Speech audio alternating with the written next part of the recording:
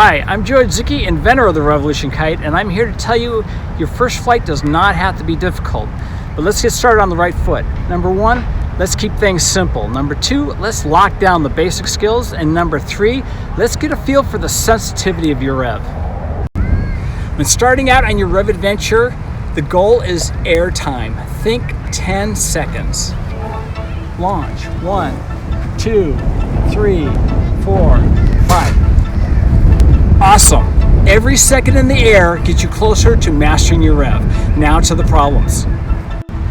Problem number one, over control. The Revolution is very sensitive and it's very easy to over control it. So what I want you to do is let's stick to the basics. Lines tight, thumbs back, launch, stop your rev and back it down. This rotation is the sensitivity we're talking about. Here we go.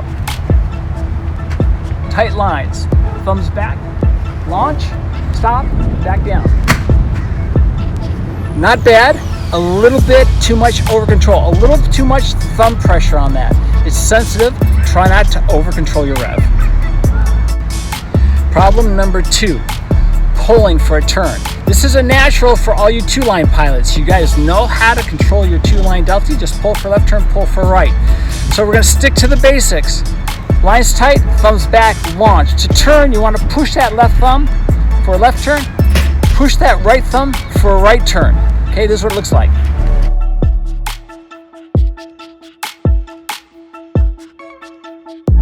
Lines tight, thumbs back, launch.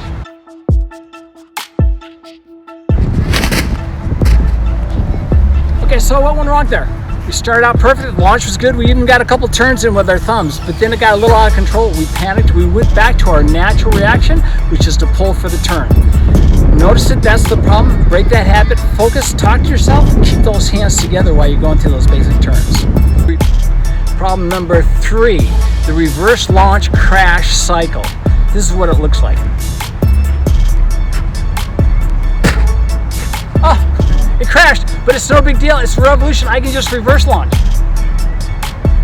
Oh, crashed again. Oh, no big problem. I just reverse launch. All right, there's two problems with this. Number one, you're beating your rev up. And number two, you're not getting any air time. So it's cool and everything. You can reverse launch your kite, and people get caught up in that, and they're just constantly crashing and go, oh, cool. But it's not accomplishing anything. So let's go for the 10-second rule. Get everything nice and tight, lines tight, thumbs back, launch, and count to 10. Try to get 10 seconds in the air. Every second is improving your rev mastery. Problem number four, poor wind conditions. Either your wind is too high, too low, or unsteady. If it's perfect, it's perfect. It's in that 8, 10, 12 mile an hour range. It's perfect. There are no problems. But if it's unsteady or high or low, you can cause some problems. For high winds, stick to the same thing. Launch, stop, and back down. The difference is it's very sensitive. In high winds, your rev becomes super sensitive. In light winds, it's not as sensitive. So if our original launch was launch, stop, back down, in high winds, it's going to be more like launch, stop, back down. Very small movements. As long as you're aware of that sensitivity, you'll be on your way. The problem of light wind and unstable wind share the same solution. The problem is the instability. So in light winds, it's hard to get enough wind to get a stable flight. And in unstable winds, it's hard to get a stable wind to get a stable flight. So we're going to do something a little different on this. It's basically the same thing, but remember, for our normal launch, stick to the basics, right? Launch, stop, and back down. On the light and unstable conditions, let's fly up higher so we can get a little more stability. The wind tends to be a little more stable and a little stronger when you get up high. So fly up and then keep going up a little bit higher. And then up here, let's go for that 10-second rule.